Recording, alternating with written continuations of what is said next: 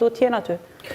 Pyetja e parë që duhet të shtrohet këto, a ka SSKK kapacitete për akomodimin e të gjitha nevojave të pacientëve? Nuk ka.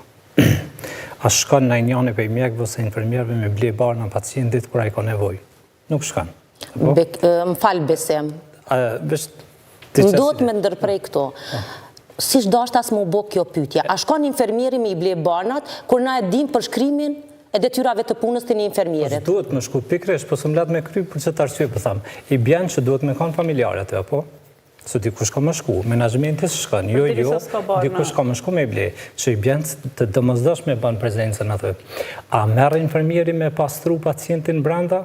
Jo, se dhe banja nuk ka. A merr me ushqy?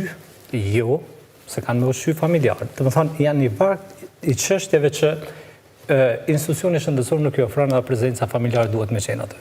Nuk muna me thonë veç ky aspekt emocional, ai patjetër që është.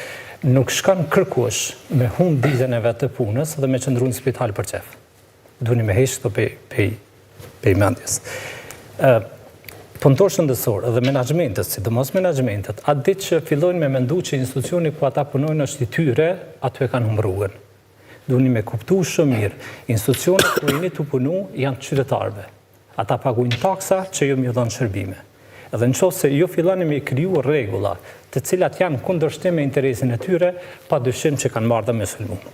Nuk muna me thonë këto veç familjarë në sulmojnë, se na sa dhe pam një video që edhe mes vete, por rejnë ka pak. Dhe më thonë nuk është problemi i familjarëve, është një problem i një mentaliteti që është kogja paliativa, përmenaj paternalist, mbrapa që po punon me një sistem demokratik. E thash edhe dje, nuk muna me mendu për një sistem të Suedis me pas rregullat Bangladeshit. Zbot kështu. Vendimi që është marrë, dumi me pranu, kishte qenë shumë herët. Unë të pak në 13 vite punoj, nuk kam dëgju në herë që dikush ka pagu qëto, ose të pak të nuk kam pas në ankesë. Javën e fundit kemi vërshu prej pacientëve, medjave, të e botë qëtë pytje. Edhe kemi pa regulativën ligjore.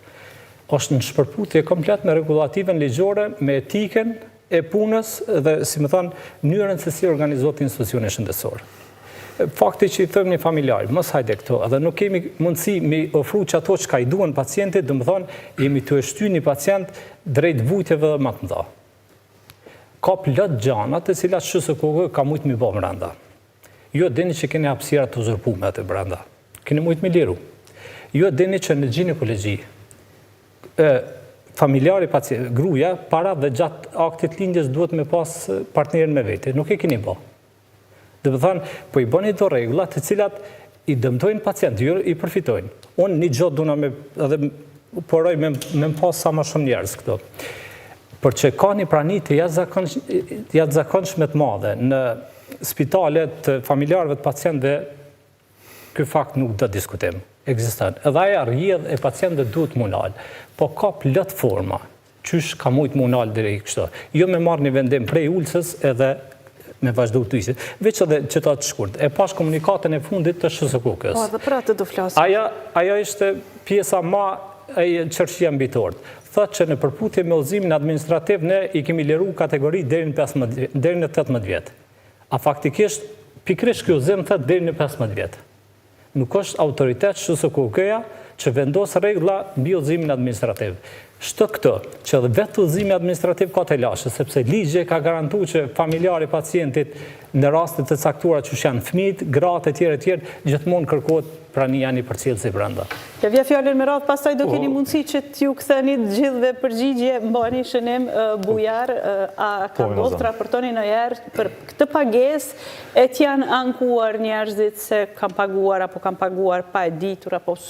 Jo, absolutisht jo, nuk në historinë time gati 10 vjeçare si gazetari shëndetësisë, nuk më ka rastis me dëgju që një familjarë ose një shoqërues i pacientit ka pagu për qëndrimin e tij në spital.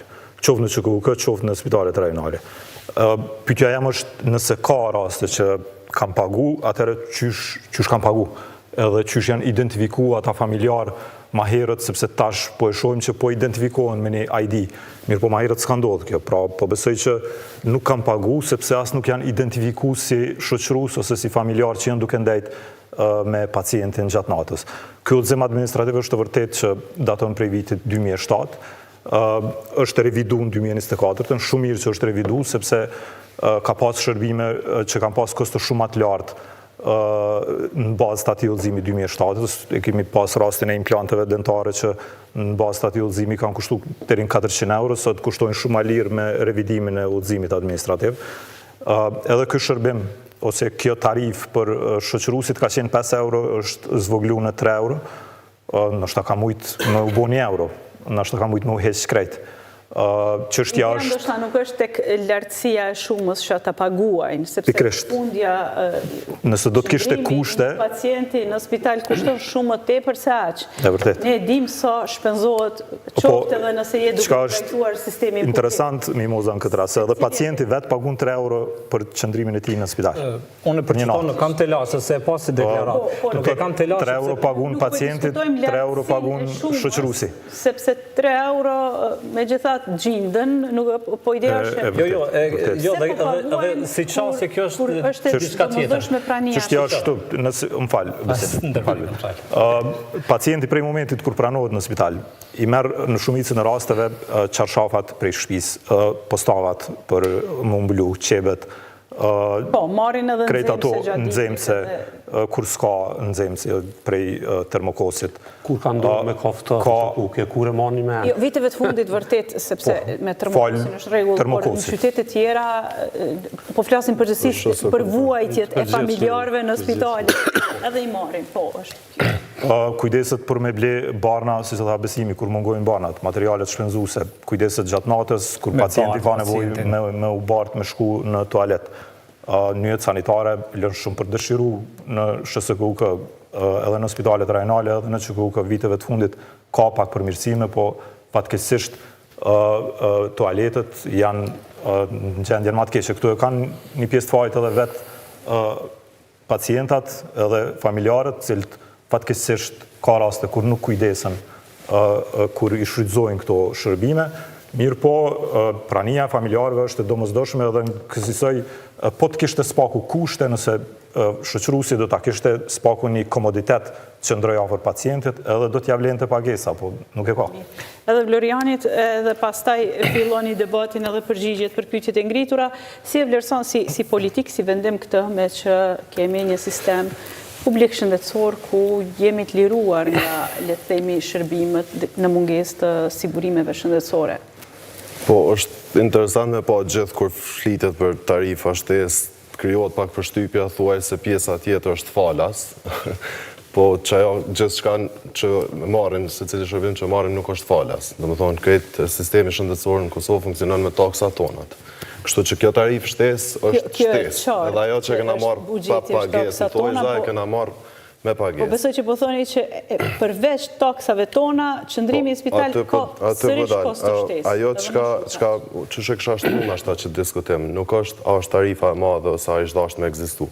është që shëshojmë rolin e familjarit në këtë rast. Në shumica e shteteve, rolin e familjarit në këtë rast, më falni që për jo thomë, bileveo dhe si infermjerve nuk e prita, nuk e shojnë si pengesë. Për mu është këgja skandaloze me thonë kërën konë familjarë gjatë pandemisë, se na e dim kërën konë, unë e vetë këmë qëllu në infektiv të në kohën. Edhe është rast tjetër, s'po du me marë pandeminë shemë,